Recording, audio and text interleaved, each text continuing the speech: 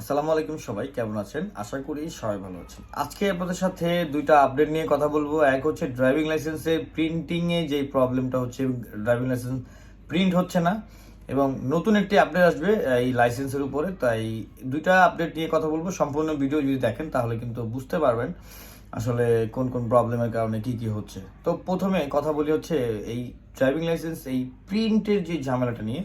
এই ঝামেলাটা অনেকের ড্রাইভিং লাইসেন্সে প্রিন্ট হয়েছে, ডেলিভারি হচ্ছে, এই ধরনের প্রবলেম দেখা যাচ্ছে এবং অনেক দিন যাবত ওয়েট করতেছেন তারা। এবং আরও কিছু ভাইদের সাথে কথা বললাম এবং তাদের ডকুমেন্টসগুলো দেখলাম যে প্রিন্ট হওয়ার জন্য রেডি হয়েছে কিন্তু এখনও ডেলিভারি করা হচ্ছে না। অনেকে আছে অ্যাপ্রুভ হয়েছে ড্রাইভিং লাইসেন্সটি কিন্তু প্রিন্ট করা হচ্ছে না। তো এই ধরনের প্রবলেমটা অ্যাকচুয়ালি হওয়ার মূলত কারণ হচ্ছে যেই ড্রাইভিং লাইসেন্সটা যেই কার্ডের উপরে প্রিন্ট করা হয়, এই কার্ডটা কিন্তু অ্যাকচুয়ালি বাহির থেকে আনা হয়, আমাদের দেশে তৈরি হয় না।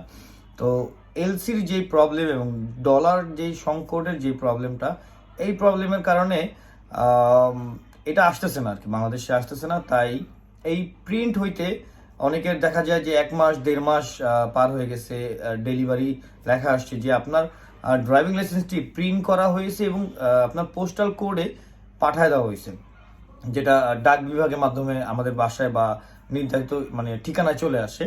তো এই ধরনের স্টেজে অনেক 2 থেকে 3 মাস অনেকে আছেন। তো এই প্রবলেমটা মূলত আপনাদেরকে শেয়ার করার চেষ্টা করলাম যে এলসির কারণে যে প্রবলেমটা হচ্ছে, এই কারণে ড্রাইভিং লাইসেন্সগুলো প্রিন্ট হচ্ছে না। তো সেকেন্ড যেটা আপনাদের সাথে আপডেটের কথা বলবো সেটা হচ্ছে ড্রাইভিং লাইসেন্সের যেই অনেক আগ থেকে আমরা শুনে আসতেছিলাম যে পয়েন্ট কাটা যাবে, ড্রাইভিং লাইসেন্সে মামলা খেলে পয়েন্টের সমস্যা হবে বা পয়েন্ট কাটা গেলে ড্রাইভিং লাইসেন্স পাবেন না। আসলে সেই ধরনের একটা আপডেট নিয়ে আসতেছে বিআরটিএ। তো এই বিআরটি যেই আপডেটগুলো নিয়ে আসতেছে সেটা হচ্ছে পয়েন্টের উপর আপনার লাইসেন্স বাতিল হয়ে যাওয়ার সম্ভাবনা থাকবে এবং আপনার পুনরায় আবার নতুন করে ভেরিফিকেশন করে ড্রাইভিং লাইসেন্স আবার আপনি প্র্যাকটিক্যাল পরীক্ষা, ফিঙ্গারপ্রিন্ট বা যত ধরনের প্রসেসগুলো আপনি পূর্বে ড্রাইভিং লাইসেন্স করার সময় করেছিলেন ওগুলা দিয়েই আপনাকে আবার ড্রাইভিং লাইসেন্স করতে হবে। এই ধরনের একটি আপডেট বিআরটিতে আনা হচ্ছে, খুব শীঘ্রই এই আপডেটটা চলে আসবে। তো যারা ড্রাইভিং লাইসেন্স আছে এবং ড্রাইভিং লাইসেন্সের বা গাড়ির কাগজপত্র একটু ঝামেলা আছে, তারা কিন্তু চাইলে আগে থেকে এই ধরনের সতর্কতা হয়ে যেতে পারেন। কারণ ড্রাইভিং লাইসেন্সে যদি মামলা খান 5 থেকে 6 পয়েন্ট থাকার সম্ভাবনা থাকবে। তো প্রত্যেকটা মামলা খাওয়ার পরে কিন্তু আপনার এই পয়েন্টগুলো কাটা যাবে। তো সেক্ষেত্রে কিন্তু বারবার আপনাকে ড্রাইভিং লাইসেন্স করার বা বারবার ড্রাইভিং লাইসেন্সে অ্যাপ্লিকেশন করার, পয়েন্ট কাটা যাওয়ার এই ধরনের হ্যাসেল থেকে কিন্তু আপনি বেঁচে যাবেন।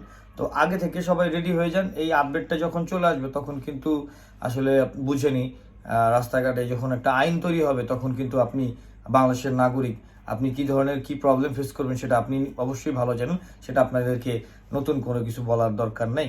তো আজকে আপনাদের সাথে শেয়ার করলাম হচ্ছে দুইটা আপডেট নিয়ে।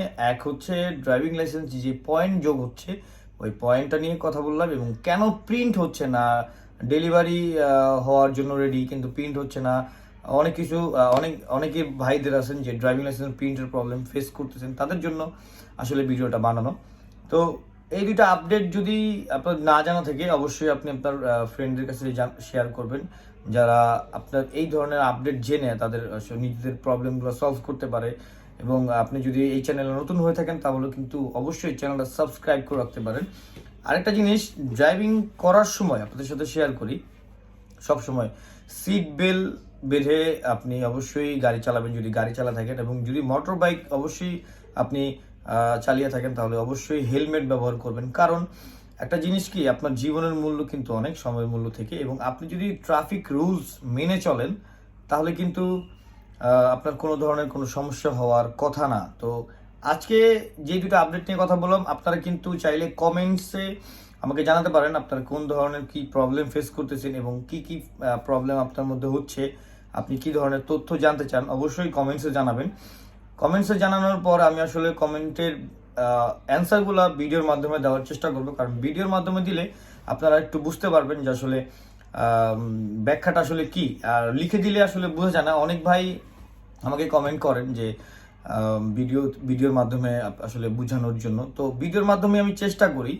তো যাই হোক, সবকিছু মিলিয়েই সরকার যেহেতু নতুন একটি আপডেট দেওয়ার চেষ্টা করতেছে পয়েন্টে, তো সাবধান অবশ্যই গাড়ি চালাবেন। যারা এই দ্রুত গতিতে গাড়ি চালান এবং অনেকটা বেপরোয়াভাবে গাড়ি চালান, এটা যদি চিন্তা করে দেখেন যে আপনার পরিবারের মানুষজন, আপনি যখন থাকবেন না, আপনার পরিবারের মানুষগুলো কি হবে অ্যাকচুয়ালি। তো সব কিছু বিবেচনা করে আপনি যখন একটা জিনিস ভাববেন, দেখবেন অবশ্যই আপনার একটা ভালো পজিটিভ দিক চলে আসবে, আপনার ভালো দিকটা চলে আসবে। এবং আপনার ভালো দিকটা যখন চলে আসবে, আপনি কিন্তু কোনো ধরনের কোনো বেআইন বা নিয়ম ভঙ্গের কোনো কাজ আপনি করবেন না, কারণ আপনার মধ্যে একটা দায়িত্ববোধ, আপনি এই দেশের নাগরিক, আপনার সব কিছুই আসলে কাজ করবে।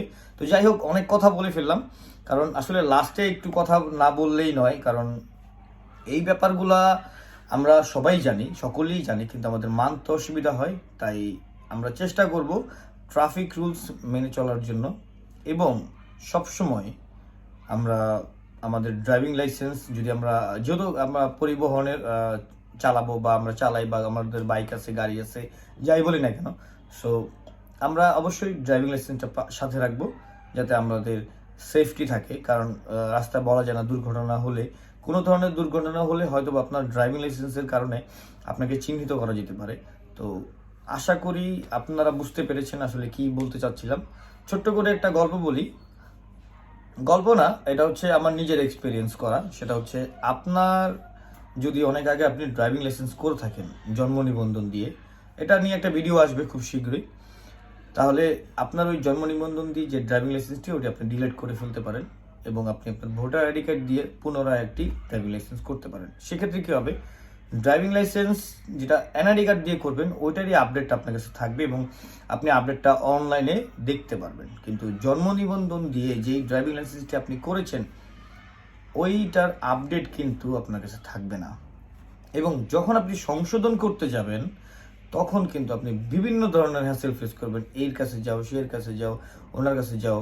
তো আপনি এই ধরনের প্রবলেম ফেস করার থেকে আপনি যখন আপনার বিগত যে লাইসেন্সটা আছে, ওই লাইসেন্সটা আপনি ডিলিট করে দিবেন, যে ওটার জন্য একটা অ্যাপ্লিকেশন করতে হয়, আপনি অ্যাপ্লিকেশন করে ওটা ডিলিট করে দিলেন এবং নতুন করে আপনার ভোটার আইডি কার্ড দিয়ে আপনি কিন্তু একটি নতুন ড্রাইভিং লাইসেন্স করতে পারেন। এটা হচ্ছে আমার নিজের এক্সপিরিয়েন্স থেকে আপনাদের সাথে শেয়ার করা। আমি প্রথমে ড্রাইভিং লাইসেন্স আমার জন্ম নিবন্ধন দিয়ে করি, তবে আমার প্রাপ্ত বয়স ছিল, কিন্তু আমি ভোটার আইডি কার্ডটি করিনি, কোনো কারণে করা হয়নি, বা অ্যাপ্লিকেশনে ছিল আমার কাছে, আমার হাত পর্যন্ত আমার ভোটার আইডি কার্ডটি আসে নাই।